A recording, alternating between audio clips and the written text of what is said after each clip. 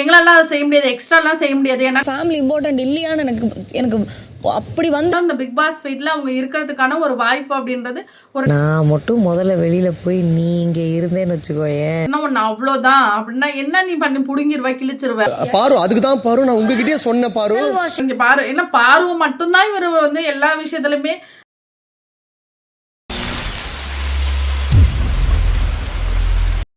Hi, hello, வணக்கம் மக்களே. Nila's park சேனலுக்கு தங்களை அன்போடு வரவேற்கிறேன். நான் உங்கள் நிலா. கடந்த சில தினங்களால் கொஞ்சம் வைரல் ஃபீவர்னால வீடியோ சரியாக போட முடியல, தயவுசெய்து மன்னிச்சிருங்க. ஸோ இன்றைக்கி பிக் பாஸ் சீசன் 9 டே 72 என்ன நடந்ததுன்றதை பார்க்க போகிறோம். ஸோ டே 72 71 நடந்த அதோடைய கண்டினியூவேஷன். அன்றைக்கி நைட் என்ன நடந்துச்சுன்னா, சாண்ட்ராவுக்கும் கனிக்கும் ஒரு ஃபைட் வரும் இல்லையா, அதை வந்து வினோத் தான் அட்ரஸ் பண்ணிட்டு இருப்பாரு. அப்போ வினோத் அட்ரஸ் பண்ணும்போது வினோத்தை பார்த்து சாண்ட்ரா ரிப்ளை பண்ணுவாங்க. அதுக்கு இவங்க சொல்லுவாங்க, ஏச்சி ஏன் தான் நம்ம இவங்கெல்லாம் இப்படி இருக்கிறாங்கன்னு தெரியலன்னு சொல்லி கனி சொன்னது மிகப்பெரிய தப்பு தான். ஏன்னா கூட இருக்க ஃப்ரெண்ட்ஸை நீங்கள் எப்படி வேணாலும் பேசலாம், அதை ஆக்செப்ட் பண்ணிக்குவாங்க. ஸோ யாருனே தெரியாத ஒருத்தவங்கள சீ வா போ இதெல்லாம் வந்து சொல்லியிருக்கவே கூடாது. ஸோ அவங்க ஃபேஸ் வினோத்தை அட்ரஸ் பண்ணுறாங்கன்றா வினோத்தை பார்த்து சொல்லிவிட்டு அவங்க போயிட்டாங்க. கொஞ்சம் ஆட்டிடியூட்லாம் கொஞ்சம் டிஃப்ரெண்ட்டாக தான் இருந்தது. உடனே வந்து கனி வந்து வினோத் வந்து என்ன சொல்லிட்டாரு அப்படின்னா, அவங்க வந்து நீங்கள் அந்த மாதிரி சொன்னீங்கல்ல, அதுக்காக அவங்க வந்து சாப்பிடும்போது அங்கே உட்காந்து அழுதுட்டு இருக்காங்க அப்படின்னு சொன்னோடனே, இப்போ நம்ம அதை ரீக்ரியேட் பண்ணணும் அப்படின்னு சொல்லிட்டு இவங்க வந்து அழுகுறாங்களாமா. ஏதோ அப்படி இல்லை, எனக்கு ரொம்ப கோவமா வருது.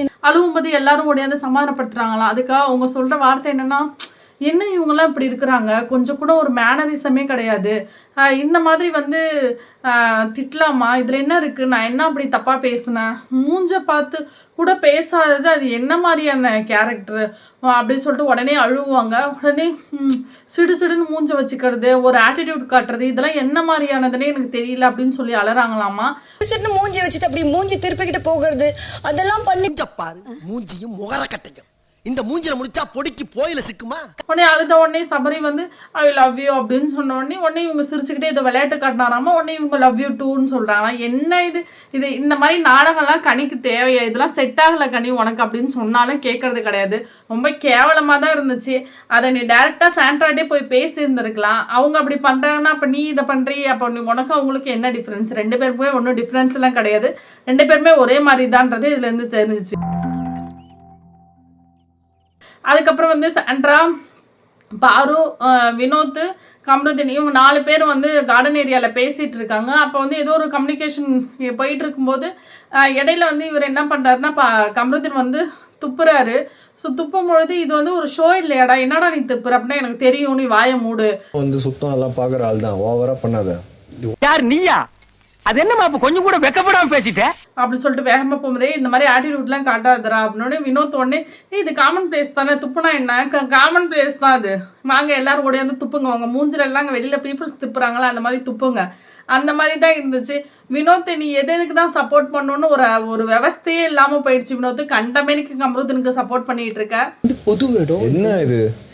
அப்ப நிஜமாலுமே சொல்றேன், இந்த வேர்ட்ஸ் எல்லாம் ரொம்ப கோல்டனான வேர்ட்ஸ் தான் சாண்ட்ரா வந்து பார்வதிக்கு சொல்றது. என்ன சொல்றாங்க அப்படின்னா, நீ எலிமினேஷன் ஆகி வெளில போய் பாரு, இப்போ இதுங்க ஃப்ரெண்ட்ஸ்ன்னு சொல்லி சுத்திட்டு இருக்குங்கல்ல, அப்புறம் என்னவா இந்த கண்டென்ட் மாறுதுன்றதை மட்டும் நீ பாரு. இப்போ பார்வதின்னு ஒன்று போயிட்டு இருக்கு இல்லையா, அந்த பார்வதின்ற ட்ராக்கை மட்டும் ஃபாலோ பண்ணி கம்ருதீன்ற ஆளை யூஸ் பண்ணி அரோரா பிளஸ் வினோத் இவ்வளோ பேர் குளிர் காயிறாங்க உன்னோட ஒரு ஆளை வச்சு. நிற்கிறதும் அதனால தான், கம்ருதீன் இருக்கிறதும் அதனால தான். ஸோ நீ ஒரு ஆள் இல்லை அப்படின்னா அந்த ஃபுல்லாக எல்லாமே வந்து கனெக்ட் ஆகிடும். முன்னை மட்டும்தான் ஃபாலோ பண்ணி இவங்க எல்லாருமே வராங்க அப்படின்னு சொன்னாங்க. ஸோ நீ கொஞ்ச நாள் விட்டுப்பாரு, இதை இழுத்து வச்சுக்காத, ஏன்னா இது உனக்கானது இருக்கிற மாதிரி தெரியல, உனக்குன்னு ஒருத்தன் வெளில இல்லாமலா போயிடுவான். என்னோட தங்கச்சிக்கு சொல்கிற அதே விஷயத்தை தான் உனக்கும் சொல்கிறேன். ஸோ இந்த மாதிரி நீ அதை அந்த ட்ராக்கு கொஞ்சம் வேணா ஆஃப் பண்ணு அப்படின்னு சொல்லும்பொழுது, நான் வேணா இந்த வீக் ஆஃப் பண்ணட்டுமா அப்படின்னு சொன்னிச்சு. இது பாரு, இது வந்து என்ன கேட்டகரியில் இதெல்லாம் நம்பலாமான்னா, இது கண்டிப்பாக அதை நம்பவே வேண்டாம், அது திரும்பவும் அதை கண்டிப்பாக ஃபாலோ தான் பண்ணும். வியானா அவ்வளோக்கு ஸ்டேஜ் லைனில் சொல்லிட்டு போய் துப்புக்கட்ட பார்வதி திரும்பவும் போய் பேசுது, பழகுது, அவன் கூட ஒரு ரிலேஷன்ஷிப்பை ரன் பண்ணுதுன்னா அப்போ என்ன மாதிரியான பொண்ணுன்றது தெரியல. நம்ம தான் அது எல்லாத்தையும் எல்லாமே கொஷின் மார்க் தான். அதுதான் என்னால் ஏற்றுக்கவே முடியல. அடுத்து இந்த மாதிரி வந்து இவங்க வந்து சொல்கிறாங்க, சாண்ட்ரா நிஜமாலுமே செம்மையாக சொன்னாங்க. அதுக்கு அடுத்தது என்னன்னா, இவங்க இந்த மாதிரிலாம் இத்தனை ட்ராக் ஒன்னால மட்டும்தான் போகுது, நீ கொஞ்சம் ஆஃப் பண்ண அப்படிங்கும்போது, ஏய் இந்த மாதிரி என்னோட எமோஷன் கூடலாம் நீ விளையாடாத, நீ இருக்கும்பொழுது நான் மட்டும் வெளில போயிட்டேன்னா உன்னை அவ்வளோதான் அப்படின்னா என்ன நீ பண்ணி புடுங்கிருவ, கிழிச்சிருவ. நான் மட்டும் முதல்ல வெளியில போய் நீ இங்க இருந்தேன்னு வச்சுக்கோயேன், ஒன்றும் கிடையாது, ஒன்றை வச்சு தான் அந்த ட்ராக்கே ஓடுது அப்படின்னு சொல்லும்பொழுது, எப்படி தான் இந்த அரோரா வந்து இத்தனை நாள் எப்படி சர்வே பண்ணி வர முடியும் அப்படின்னா ஒன்னால தான் அப்படின்னு சொல்லிட்டு சாண்ட்ரா ஒரு விளக்கம் கொடுக்குறாங்க. ஸோ நல்ல ஒரு எக்ஸ்ப்ளனேஷன் தான், இது கண்டிப்பாக ஃபாலோ பண்ணாது, இது என்ன சொன்னாலும் கேட்க போகிறது கிடையாது, அது வேஸ்ட் ஆஃப் டைம் தான் அதை பற்றி பேசினாலே. அதுக்கப்புறம் பார்த்தீங்கன்னா வெளியில் வந்து அடுத்த நாள் காலையில் வந்து இவர் வந்து பேசிகிட்டு இருக்கார், விக்கல்ஸ் விக்ரமும் சாண்ட்ராட்ட, ஏன் என்னாச்சு, ஏன் இந்த மாதிரி இருக்கீங்க, அதுலேருந்து கொஞ்சம் கம் அவுட் ஆகி வாங்க அப்படின்னா, இல்லை நான் ஒரு விஷயம் சொல்லணும் விக்கல்ஸ் விக்ரம், அது யார்கிட்ட சொல்கிறதுன்னு இல்லையா சாண்ட்ரா, போய் இவங்கிட்ட சொல்லுவியா, இல்லை எனக்கு பிடிக்குது நான் சாக போறேன் அப்படின்னு எல்லாம் சொல்லிட்டு என்ன சொல்கிறாங்க அப்படின்னா, அன்னைக்கு வந்து ஒரு டாஸ்க்கு செய்யாமல் இவர் மேற்பார்வையில் விக்கல்ஸ் விக்ரமோட மேற்பார்வையில் நடந்துச்சு இல்லையா, அப்போ தலைவலிக்குதுன்னு டேப்லெட் கொடுக்கும்போது அதை போட்டிருக்கலாம்ல, போடவே இல்லை டேப்லெட்டை, ஏன் நீ போடலை அப்படின்னு சொல்லி கேட்டேன். அது நான் சும்மா பண்ணேன், கனி வந்து உள்ளே போகலல்ல, அப்போ நம்மளும் அந்த மாதிரி கொஞ்சம் ஏதாவது காட்டுவோம், கொஞ்சம் இதை பரபரப்பாக வச்சுப்போன்றதுக்காக பண்ணேன் அப்படின்னு சொன்னாங்க. ஸோ என்னோட ஹஸ்பண்ட் என்ன கூட நம்பாமல் அவளை தான் ரொம்ப நம்பினாங்க, சிஸ்டராக நினச்சாங்க, எல்லாமே பண்ணாங்க. அவங்க அப்போ தான் வெளியில் எக்ஸிட் ஆகி போயிருக்காங்க, கொஞ்சம் ஸ்பேஸ் கொடுக்காம ஒரு ஃபீல் இல்லை, எதுவுமே இல்லை, என் கூட வந்து பேசல, உடனே வந்து அந்த கபோர்டில் இருக்க திங்ஸ் நானும் அவளும் ஷேர் பண்ணிட்டு இருந்தோம், அதை எடு அப்படின்னு சொல்கிறாங்க. அப்படியே கபோர்டு ஓப்பன் பண்ணிட்டு சாண்ட்ரா உன்னோட ட்ரெஸ் எல்லாம் எடுத்துட. ஸோ அதெல்லாம் எந்த மாதிரியான ஒரு பிஹேவியர்ஸ்னு எனக்கு தெரியல, அது என்னை ரொம்ப ஹர்ட் பண்ணுச்சு, அது எப்படி உடனே ஒருத்தவங்களோட சடனாக அப்படி மாற முடியும், அது வந்து எனக்கு பிடிக்கல, அது என்னை வந்து ரொம்ப ஹர்ட் பண்ணுச்சு, அதனால தான் அன்றைக்கி சண்டை வந்துச்சு அப்படின்னு சொல்கிறாங்க. ஸோ இதை தான் சேது சார் வந்து உன் கூட இருக்கிற ஃப்ரெண்டு தான் உன்னை வச்சு ப்ளே பண்ணுறாங்க, ஹஸ்பண்ட் ஒய்ஃப் 2 பேரையுமே எல்லாத்தையும் மறக்கடிச்சு இப்படி ஒரு பிளேவை வந்து இன்டெரக்டாக கொண்டு வந்திருக்கு திவ்யா, கூட இருந்தே இவ்வளோ சூப்பரான ஒரு பிளேவை அதுவே மேக் பண்ணியிருக்கு அப்படின்றது இப்போ தான் எனக்கே புரிய வருது. சீரியஸாக இப்படி மேக் பண்ணி அந்த டேப்லெட் போடாமல் நான் கனிக்காக தான் அப்படி பண்ணேன்னு சொல்லிட்டு, ஸோ சாண்ட்ரா வந்து இவங்களுக்காகவே ஜெயிலுக்கு போகாமல் இருந்தாங்க, இங்கே பாருங்கள் நீங்கள் போங்க என்னோட பிளேவை நான் பார்த்துக்கிறேன்னு சொல்லி அவங்கள அனுப்பிச்சிருக்கலாம், அவங்களையும் சேர்த்து கூடவே வச்சுட்டு இதில் ஒரு பார்ட்டாக அந்த கேரக்டரையும் உள்ளே இன்க்ளூட் பண்ணிவிட்டு ஹஸ்பண்ட் ஒய்ஃப் 2 பேர் பாரு எல்லாரையும் சேர்த்துக்கிட்டு எவ்வளோ சூப்பராக இந்த திவ்யா வந்து ப்ளே பண்ணியிருக்கு பார்த்தீங்களா, எவ்வளோ ஒரு மாஸ்டர் மைண்டு. என்னையும் பிரஜினியும் அந்த கேமுக்காக யூஸ் பண்ணியிருக்காங்க அவங்க. நம்ம யார் வம்புக்கும் போறது இல்ல, யார் தும்புக்கும் போறது இல்ல, நம்ம உண்டு நம்ம சோழி உண்டுன்னு போயிடுறது. அப்போ வெளியில் சாண்ட்ரா போகணும்னு சொல்லும்போது கூட யார் இந்த வர எக்ஸிட் ஆகி போவாங்கன்னு கேட்கும்பொழுது கூட சாண்ட்ராவை சொன்னுச்சு, அப்போ பிரஜனை வச்சு இன்னும் பிளேலாம் மேக் பண்ணலான்றது தான் இதோட பிளான்னு நான் நினைக்கிறேன். ஸோ இவ்வளோ ஒஸ்ட்டாக ப்ளே பண்ணணும்னு நான் நினைக்கவே இல்லை. உடனே இதை அப்படியே கேட்டுட்டு போய் அங்கே போயிட்டு அவனோட டீமில் எப்படி டிஸ்கஸ் பண்ணாமல் இருப்பார் விக்கல்ஸ் விக்ரம், அவர் தான் பயங்கரமான வெஞ்சன்ஸ் பிடிச்சவராச்சே. அந்த வன்ம விக்கல் வந்து அங்கே போயிட்டு கனி கூட இந்த மாதிரி நடந்துச்சு, ஆமாம் என்கிட்ட திவ்யா சொன்னாங்க, தான் தெரியுது அவங்களுக்கு இது தலைவலி இல்லை அப்படி சொல்லி அந்த டிஸ்கஸ் பண்ணுறது மட்டும் இந்த டீம் போடவே இல்லை. ஏன் இந்த எச்ச வேலைன்னு தெரியல, போட்டால் தானே என்ன இதுங்க பேசுச்சுங்கன்னு தெரியும். உங்களை எத்தனை நாள் நீங்கள் காப்பாற்றி உள்ளே வைக்க போகிறீங்க, எப்படி இருந்தாலும் ஓட்டு அடிப்படையில் கிடையாது, ஓட்டு போடுற மக்கள்லாம் முட்டால தான் ஆக்குவீங்க. ஸோ ஓட்டு அடிப்படையில் இல்லைன்றது எங்களுக்கே நல்லா தெரிஞ்சு போச்சு. உனக்கு உண்மை தெரிஞ்சு போச்சு, உன்னை விடக்கூடாது, இன்னொரு பாயாசத்தை போட்டுற வேண்டியது. இப்போ இவங்களை வந்து இப்படி காப்பாற்றி என்ன பண்ண போறீங்க, இவங்க 2 பேரும் என்ன டிஸ்கஸ் பண்ணாங்கன்றது 1/1 தெரிஞ்சாதானே நமக்கு தெரியும், அடுத்து இவங்க என்ன ப்ளே பண்ண போறாங்கன்னு. அதை ஃபுல்லாகவே கட் பண்ணியாச்சு. ஸோ இந்த 1 hourன்றது பார்க்குறது வேஸ்ட் மக்களே. 24/7 பாருங்க, அப்போதான் இந்த உண்மையான கதை என்ன, அந்த டீம்லாம் என்னென்ன பண்ணுறாங்கன்றது, எச்ச வேலைகள்லாம் அங்கங்கே பொறுக்கி போடுறதெல்லாம் நமக்கே தெரிய வரும். ஐயோ இதுகளும் சரி பண்ணுதே. கம்ருதீன் வந்து நீ அப்படி பண்ணாலும் தானே நான் வந்து நிறுத்திக்கலான் இருக்கேன், நிறுத்துறதா தான் போய் நிறுத்தண்டா, நிறுத்தி தான் பார்வதி கூட பேசாம நீ உண்மையிலேயே ஒரு நல்ல ஜென்டில்மேனாக இருந்தால் பார்வதியை அவளை நீ டிபெண்ட் பண்ணாமல் இருந்து பாரு. ஒன்று அவள் பிளேவை ஃபுல்லாக கெடுத்துட்டு இப்போ இப்படி நீ விளையாடுறியே, இது என்ன மாதிரியான விளையாட்டு, இவ்வளோ கேவலமான ஒரு பிளே வந்து கம்ருதீன் பண்ணியே ஆகணுமான்றது தான் மைண்டில் ஓடிக்கிட்டே இருக்கிற ஒரு விஷயம். Why should I take you for granted? Vinod வந்து சாண்டாட்ட முந்தின நாள் நைட்டே பேசுவார், அதை வந்து விக்கல்ஸ் விக்ரம்கிட்ட எக்ஸ்பிளைன் பண்ணாரு, உங்கள் மேலே தப்பு இல்லைன்னா 1-to-1 போங்க பேசுங்க. இப்போ இந்த மாதிரி ஒரு சிம்பத்தியை கிரியேட் பண்ணி அழுதுட்டு இல்லை ஏதாவது ஒரு விஷயத்தை மேக் பண்ணி சிம்பத்தி கிரியேட் பண்ணி என்ன பண்ண போறீங்கன்னு நான் சொன்னேன். ஸோ இதெல்லாம் நான் டைரெக்டாகவே அவங்கள்ட்ட கேட்டேன். அப்படிங்கும்போது அவங்க பேசுகிறாங்க பேசலான்றது அவங்களோட விஷயம். இதை வந்து இவ்வளோ ஒரு ஆர்வமாக என்ன பிளேன்னே தெரியாமல் என்ன பண்ணுறோன்னு தெரியாமல் நிஜமாக சொல்கிறேன், வினோத் என்னங்க ப்ளே பண்ணுறாரு? அவருக்குன்னு அந்த வீட்டில் என்ன ஒரு ப்ளே இருக்குது? என்ன கேம் அது சொல்லுங்கள்? அரோராவுக்குன்னு ஒரு கேம் தனியாக இருக்கா? கம்ருதீனுக்குன்னு ஒரு கேம் தனியாக இருக்கா? வினோத்துக்கு விக்கல்ஸ் விக்ரமுக்குன்னு ஒரு கேம் தனியாக இருக்கா? இவங்க யாருக்குமே கேமே தெரியலங்க. ஏதோ அங்கே இங்கே ஏதாவது தொட்டு அங்கே இங்கே தொட்டு வச்ச மாதிரி ஏதோ பார்வதி கொஞ்சம் ப்ளே பண்ணிட்டு இருக்கு. அதோட ப்ளே நல்லது கெட்டது அதெல்லாம் என்டையர்லி டிஃப்ரெண்ட்ங்க. ஏதோ ஒரு விஷயத்த பண்ணுதா கொடுக்குற காசுக்கு. தெய்வமே நன்றி சொல்வேன் தெய்வமே. இப்போ இதுங்கெல்லாம் என்னதான் பண்ணுதுங்க? என்ன மாதிரி தான் கொண்டு போகணும்னு நினைக்குதுங்க? ஒன்றுமே இல்லை, ரொம்ப கேவலமாக தான் போகுது ஆக்சுவலாக. அப்போது இப்போ என்னென்னா அடுத்து இந்த வாரத்துக்கான டாஸ்க் வந்து டான்ஸ் பாரத்தான் 2.0 ஸோ டான்ஸு அப்படின்றது என்னென்னா நீங்கள் எப்போ கேட்குறீங்களோ அப்போ தான் நாங்கள் ப்ளே பண்ண போகிறோம் அப்படின்றது. ஸோ இந்த டாஸ்கில் யார் ஜெயித்தாலும் அவங்க டைரெக்டாக தலை போட்டியில் வந்து பார்ட்டிசிபேட் பண்ணலாம் அப்படின்றது. இன்னொரு ஸ்பெஷலான ஒரு விஷயம் என்ன அப்படின்னா, இந்த டாஸ்கில் ஜெயிக்கிற அந்த டீம் இருக்குல்லையே, அந்த டீமில் ஒரு ஆளுக்கு மட்டும் அவங்களோட பேரண்ட் மட்டும் 24 மணி நேரம் இந்த பிக் பாஸ் வீட்டில் அவங்க இருக்கிறதுக்கான ஒரு வாய்ப்பு அப்படின்றது ஒரு ஃபேமிலி இம்பார்ட்டன்ட் இல்லையான்னு எனக்கு அப்படி வந்து நல்ல போனஸ் தான், சூப்பரான போனஸ் தான். ஸோ இந்த கேம் என்னென்னா கிளாக் ரவுண்டு, அதாவது ஒவ்வொரு நாளும் ஒவ்வொரு மாதிரி நடக்கும். இன்றைக்கி வந்து கிளாக்கு என்னென்னா பெரிய முள் சின்ன முள் அது தாங்க.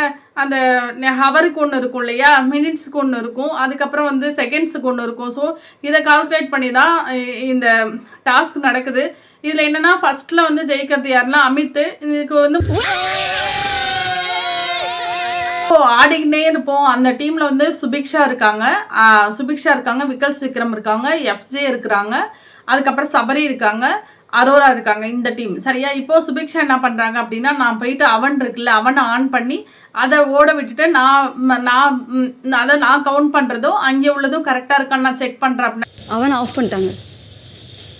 ஏன் நீனே இவ்வளோ யோசிக்கிறே? அவன் டீமில் எவ்வளோ யோசிப்பான். ஓகே, அவன் வந்து ஃபுல்லாக ஆஃப் பண்ணியாச்சு. அதுக்கப்புறமா தான் வாட்டர் ட்ராப்ஸ் இருக்குது பார்த்தீங்களா, அதை வந்து ஓப்பன் பண்ணிவிட்டு இதே டீம் தான் ஓப்பன் பண்ணி அதுலேருந்து செகண்ட்ஸ் எப்படி செகண்ட்ஸாக கால்குலேட் பண்ணியும் அதோட ஃபுல் மெத்தடே வேறு, கால்குலேட் மெத்தடே வேறு, இது வேறு, செகண்ட்ஸுக்கு வேறு. அது கூட தெரியாமல் லூஸ் மாதிரியே வாட்டர் ஃபுல்லாகவே கட் பண்ணி விட வேண்டியதானே பிக் பாஸ் டீம். அதுக்கெல்லாம் புத்தி இருக்காது.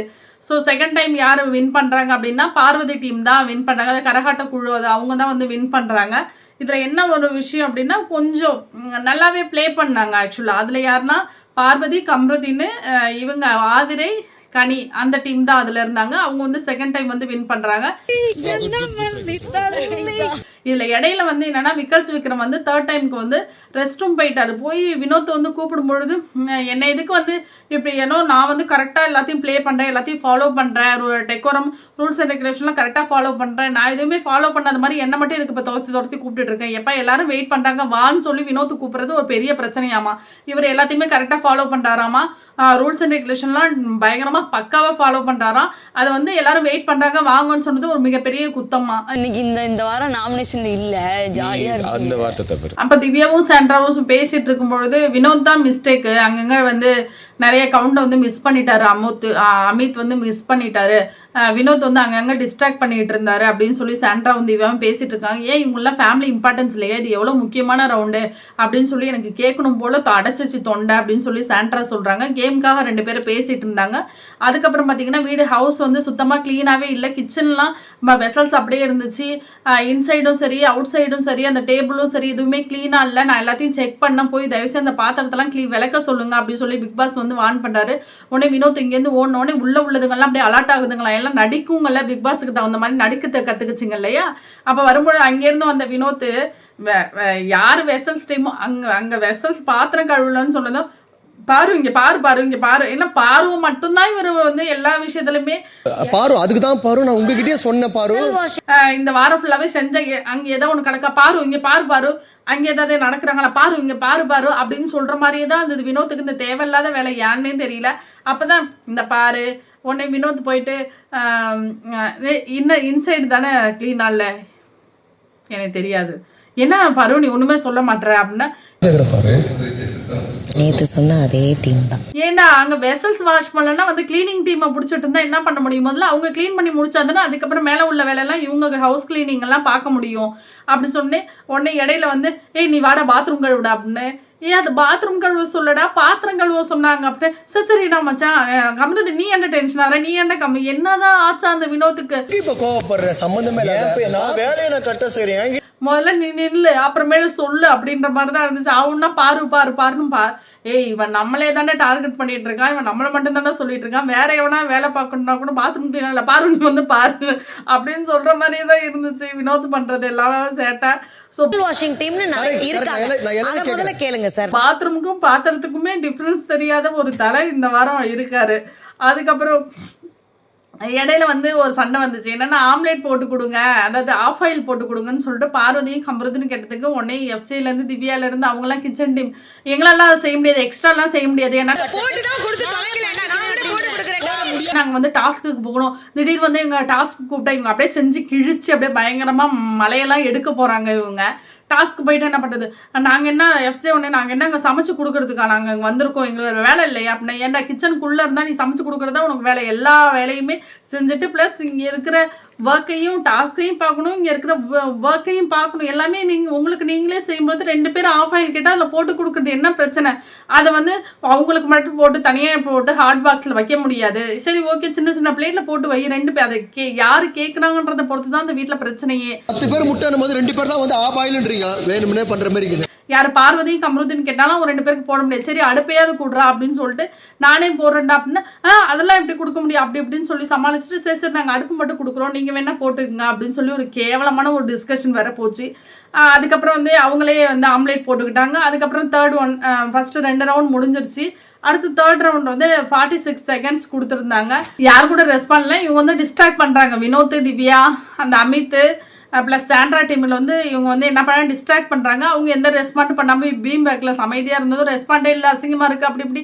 இவங்களாம் கேம் என்ன கொஞ்சம் கூட சுவாரஸ்யமாகவே ஆடல, ஒரு ஃபன்னாகவே இல்லை அப்படி இப்படின்னு சொல்லிட்டு விக்கல்ஸ் வைக்கிறவங்க எல்லாரும் வந்து பிரச்சனை பண்ணவும் உடனே இவர் வினோத் போயிட்டு என்ன பண்ணாருன்னா நோட் பண்ணுதுங்க, ஐப்ரோ பென்சில் வச்சு அரோரா செகண்ட்ஸ் மினிட்ஸ் எல்லாம் வந்து நோட் பண்ணுது. ஆக்சுவலாக தப்பு தானே, யூஸ் பண்ணக்கூடாது. இதுவே பார்வதி டீமோ இல்லை அமித் டீமோ பண்ணியிருந்தா என்ன பண்ணுவாங்க, டிஸ்குவாலிஃபை பண்ணுவாங்களா பண்ண மாட்டாங்களா? நோட் பண்ணலாமா முதல்ல? அப்போ அப்படி நோட் பண்ணுறது இருந்தால் எல்லாருக்கும் அது பண்ண தெரியாமல் தானே. உடனே இது வந்து பேப்பர் வச்சுக்கிட்டு இது ஐப்ரோ பென்சில் வச்சுட்டு நோட் பண்ணுது. உடனே இவர் வினோத் போயிட்டு அதெல்லாம் பண்ணக்கூடாது தப்பு அப்படின்னு சொன்னோன்னு நீங்கள் எதுக்கு வந்து டச் பண்ணுறீங்க, அப்போ நான் போய் உங்கள் டீமை டச் பண்ணணும், எஃப்ஜே போய் அமித்தை வந்து டிஸ்டர்ப் பண்ணுறாராமா. ஏன்னா லூசுத்தனமாக இருக்கா, அவன் தலையை வந்து நான் சொல்கிறேன் அப்படிலாம் நோட் பண்ணக்கூடாதுன்னு சொன்னால் நோட் பண்ணாமல் இருந்தேன். என்ன உடனே திவ்யா சொன்னாங்க இங்கே வா நீ உட்காரு, டீம் பார்க்குறாங்க அவங்க எதுவாக இருந்தாலும் சொல்லிக்குவாங்க நீ உட்காரு அப்படின்னு சொன்னோடனே இந்த மாதிரி ஐப்ரோ பென்சில் வச்செல்லாம் நோட் பண்ணக்கூடாது அரோரா அப்படின்னு சொல்லிட்டு மேல இருந்து சொல்றாங்க. என்ன மாதிரியான எச்ச வேலை, டிஸ்குவாலிஃபை பண்ணிட்டு போக வேண்டியது. திரும்ப எண்டில் வந்து பார்த்தீங்கன்னா ஜெயிச்சது யாருன்னா இவங்க தான் ஜெயிச்சாங்களாமா. யாரு விக்கல்ஸ் விக்ரம், எஃப்சி, அரோரா, அந்த சுபிக்ஷா, சபரி இருக்கிற டீம் ஜெயிச்சுன்னு சொல்றாங்க. Arora marking not allowed, close கால் இருக்கு அப்படின்னு சொல்றாங்க. அப்போ அவங்க பண்ணது சரியா, நோட் பண்ணலாமா? அது எவ்வளோ பெரிய விஷயம், தவறான விஷயம் தானே. அப்போது இங்கே யார் தப்பு பண்ணுறாங்கன்றதை பொறுத்து தான் அதாவது தப்பா இல்லை சரியான்றது முடிவாகிறது. இவ்வளோ எச்ச வேலையெல்லாம் இந்த டீம் வந்து கண்டிப்பாக பார்க்கவே தேவையில்லை. ஸோ இன்றைக்கி எபிசோடில் இதான் நடந்துச்சு. நாளைக்கு என்ன நடக்குதுன்றதை பார்ப்போம். Thank you so much. Please support பண்ணுங்கள், ஷேர் பண்ணுங்கள், உங்கள் வேல்யூபிளான கமெண்ட்ஸ் கொடுங்க. ஸோ 2 நாளாக வந்து எனக்கு கொஞ்சம் ஃபீவர் அதிகமாக இருந்ததுனால உங்கள் கூட என்னால் தொடர்பு கொள்ள முடியல. ஸோ கண்டிப்பாக இனி வரும் நாட்களில் தொடர்ச்சியாக நம்ம போட்டுருவோம். Thank you so much guys, thank you.